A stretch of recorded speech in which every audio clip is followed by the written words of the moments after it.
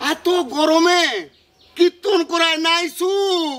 ওই জন্য বৈশাখ মাসে আসছে ঘন ঘন বুক। আজ কোন দিকে বুক হয়েছে রে? ওই যে মায়া লোকটা হ্যাঁ বিহা ঘরে বায়না করেছে, আচ্ছা ওইখানে কীর্তন করতে হবে।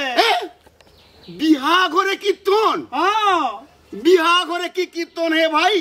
আমি জানি যে মরা ঘরে কীর্তন হয়, কেউ জন্মাইলে কীর্তন হয়। আমি তো মরা ঘরে স্পেশালিস্ট বটে।